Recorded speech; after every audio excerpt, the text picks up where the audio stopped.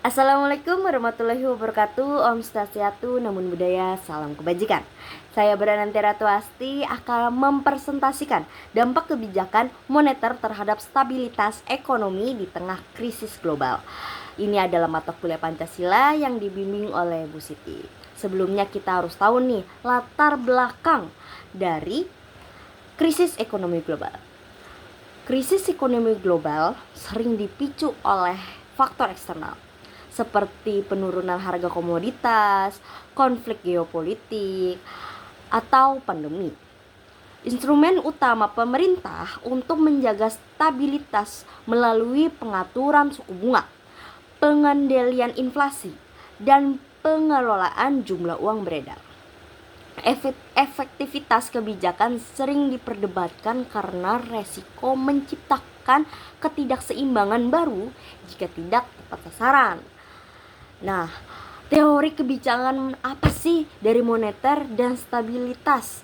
Itu ada tindakan otoritas moneter atau bank sentral untuk mengendalikan jumlah uang beredar dan suku bunga.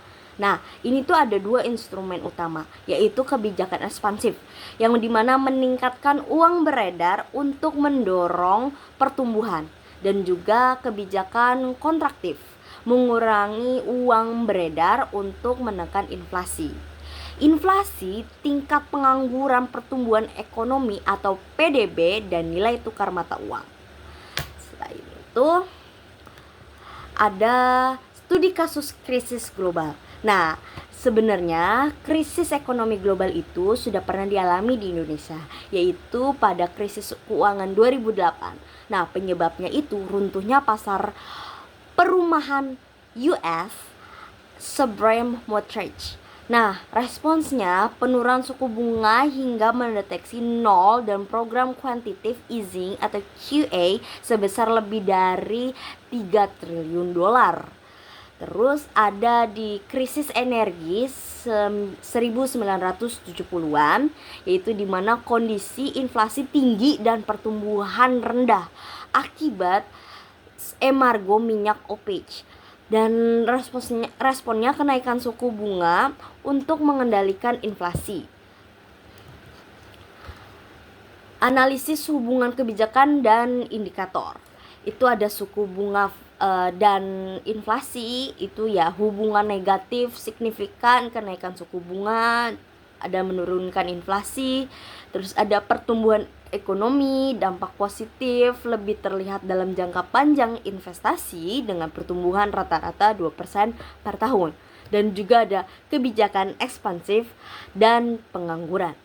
Penurunan suku bunga efektif menurunkan tingkat pengangguran rata-rata 1,2% dalam 2 tahun. Dan ada tantangan nih implementasi dari krisis ekonomi global, yaitu pertama, ada defisit anggaran pemerintah yang besar atau ketidakseimbangan fiskal.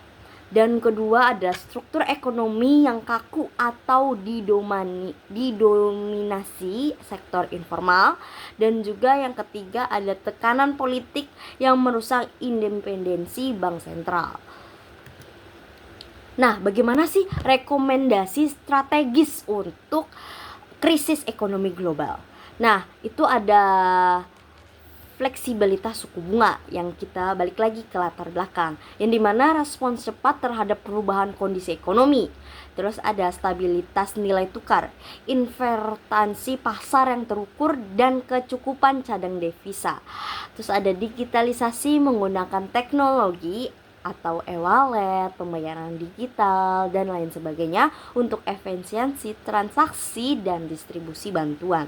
Terus ada target likuiditas. Nah, ini sangat banyak diomongin ya, karena menyalurkan kredit berbunga rendah khusus untuk sektor terdampak seperti UKM atau UMKM. Dan terakhir ada sinergi fiskal moneter.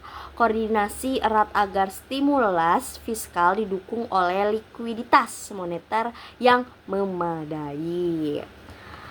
Selanjutnya ada kesimpulan. Jadi setelah banyaknya krisis ekonomi global yang sedang kita alami, apalagi 2026, indeks ekonomi yang dimana $1 sudah mencapai 17.000 dan hampir 18.000, ya kesimpulannya kita harus lebih menghargai produk lokal dan harus melakukan pemutaran uang berada di negara sendiri, di Indonesia, agar inflasi di Indonesia tidak semakin membengkak dalam perhitungan dolar. Nah, kesimpulannya, kebijakan moneter adalah alat vital untuk menstabilkan ekonomi yang tadi saya barusan jelaskan. Namun, efektivitasnya sangat bergantung pada responsivitas pasar dan transparansi komunikasi bank sentral. Keberhasilan kebijakan memerlukan perencanaan berbasis data, koordinasi antar lembaga, dan adaptasi terhadap konteks lokal. Pembelaan dari krisis masa lalu sangat penting untuk merancang strategis yang lebih tangguh di masa depan. Baik, presentasinya sudah kelar. Saya harap di krisis ekonomi ini, atau yang bisa kita bilang tren indeks ekonomi di tahun 2026, bisa segera kelar dan rupiah tidak semakin melemah.